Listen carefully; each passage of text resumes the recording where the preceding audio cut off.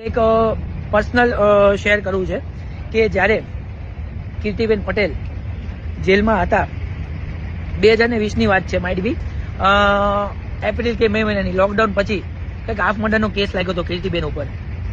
ત્યારે ખજૂરભાઈ પોતે, હું અને તરુણભાઈ એમના ઘરે ગયા હતા. જે પણ બોલું છું હું સાચું બોલું છું. માતાજીની સાક્ષીએ, હનુમાન દાદાની સાક્ષીએ. હનુમાન દાદા મારું કોઈ દિવસ સારું ના કરે, હું ખોટું બોલતો હોય તો કીર્તિબેન, અને પબ્લિકને પણ કહું છું. પણ લોકડાઉન સમયમાં જ્યારે કીર્તિબેન પટેલને જેલ થઈ હતી, ખજૂરભાઈ, હું અને તરુણભાઈ સુરેન્દ્રનગર એમના ઘરે ગયા હતા. એમના ઘરે જમ્યા હતા. એમના મમ્મી પપ્પાને સ્પેશિયલ આશ્વાસન આપવા માટે ગયા હતા કે તમારે અંકલ આંટી કંઈ પણ હોય તો કહેજો.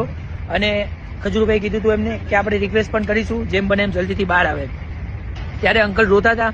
અને હું મારું પર્સનલી કંઈ નથી બોલતો, અંકલે જે કીધું હતું ને એ બધી હું વાત કરું છું કે મારી 5 દીકરીઓ છે. રડતા રડતા બધી વાત કરતા હતા. એ ટાઈમ પણ ઇમોશનલ હતા, કારણ કે આ બેનને પણ કદાચ ફર્સ્ટ ટાઈમ જ જેલ થઈ હતી. ત્યારે એમને કીધું હતું કે મારી 5 દીકરીઓ છે, પણ આ જે દીકરી છે ને, ખરેખર મારે બોલવા જેવા હવે શબ્દ નહીં, અને બોલવું નથી મારે, કારણ કે મારે કીર્તિબેન જોડે પર્સનલી એવું કંઈ છે પણ નહીં. એવું અંકલ કહેતા હતા કે ભાઈ મારે ડેઈલી મંદિર જવાનું હોય, સ્વામિનારાયણના હું ભગત છું, અને મારે આના લીધે મારે હવે મંદિર પણ નથી જવાતું, અને બીજા પણ ઘણા બધા વર્ડ્સ કીધા હતા. તો આજે જે બધું થઈ રહ્યું છે ને, એ બહુ ખોટું થઈ રહ્યું છે.